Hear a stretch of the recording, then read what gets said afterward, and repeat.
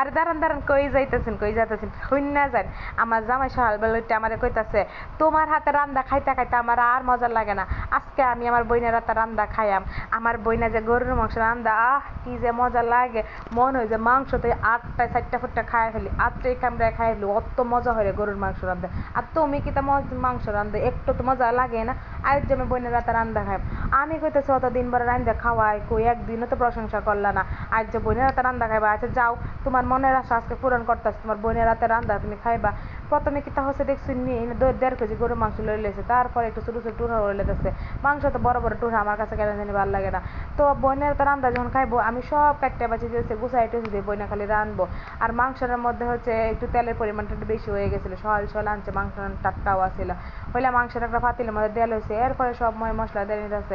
জামাই যেহেতু আফিত্তি হচ্ছে বইনের রাতে রান্দা খাই, তো খাও বইনের রাতে রান্দা খাও, আফিত্তিটা মিলে রাখো, পরানটা বই রাখাও, কলজাটা ডুবাই ডুবাই আজকে খাইবা গরুর মাংস। কত খাইতারো আজকে সব তোমারে দেম, সব তুমি খাইবা, তোমার বোনের রাতে রান্দা খাও, আচ্ছা খাও ভালো করে খাও। দেখছিনি কি করলো, আদা বাটা, জিরা বাটা, পেঁয়াজ বাটা, রসুন বাটা সব দিয়ে দিল, পরে গোটা গরম মশলা দিল।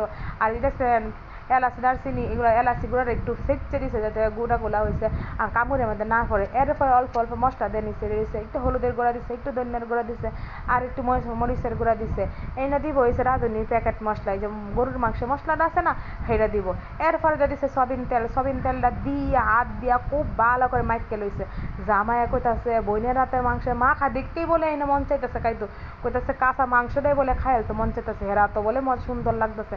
আমি সে খারাও খারাও রাইন দিলই পরেই তোমারে খাওয়াই এমনি মাইকলার মাইক খেলো।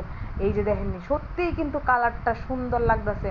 তো মাইকে টাইকে নিয়ে এরপরে কি করবো, এখানে অল্প একটু পানি দিয়ে দেবো হাত দিয়ে, কারণ মাংস রান্না করে সেদ্ধ করা লাগতো না, এলে অল্প একটু পানি দিয়ে দিচ্ছে। পানিটা দিয়ে আবারও কিছুক্ষণ খুব ভালো করে মাইকে চেকে লইবো, লইয়া এরপরে চুলার মধ্যে বয়া দিব। আর চুলার মধ্যে বয়া দিয়ে ডান ঠান্ডা দিয়ে দিব, ডান ঠান্ডা দিয়ে আধা ঘন্টা লাগাতে সিদ্ধ করবো।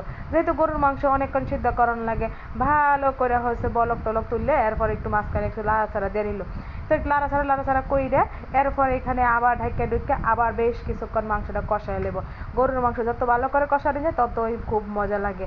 তো এই যে মাংসটা হয়েছে ভালো করে কষাই নিয়েছে, ঝোলটাও কিন্তু কমে এসেছে, আর মাংসটাও কিন্তু অর্ধেকের বেশি সেদ্ধ হয়ে গেছে গা। এরপরে এখানে দিয়ে দিব পরিমাণ মতো ঝোলটা দিয়ে আবার একটু লাড়াচাড়া করে নেবো।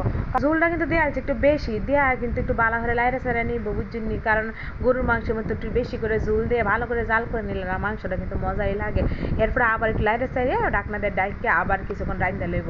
এরপরে দেখেন আমার জামাইয়ের বোনে করে কি, এরপরে ডাইকা দিয়ে আবার যখন একটা বলো করবো, এরপরে দেওয়া দিব হচ্ছে 1 প্যাকেট গরুর মাংসের মশলা, যেটা ছাড়া আমার জামাইয়ের বোন রাঁধতেই পারে না। গরুর মাংসের মশলাটা দিয়ে আবার একটু লাড়াচাড়া করে আবার ডাইকা দিয়ে মাংসটা আবার ভালো করে রান্না করে লইব। ভালো করে রান্না করে লইলে কিন্তু মাংসটা একদম রান্না বাড়া হয়ে যাইব। এই যে দেখেন মাংসের ফাইনাল লুক চলে এসেছে, এত মজা এত টেস্টি হয়েছে। আমার জামাইটা তো খেতে একদম প্রশংসায় পঞ্চমুখ হইয়া গিয়েছে। আমার জামাই কখনো আমার প্রশংসা এইভাবে কখনো করেনি যেভাবে তার বোনের প্রশংসা করেছে। এই যে দেখেছেন আপনারা কি সুন্দর করে মজা করে রান্না করেছে। আশা করেছি আপনাদের ভালো লেগেছে। ভালো লাগলে একটা লাইক কমেন্ট শেয়ার করতে ভুলবেন না।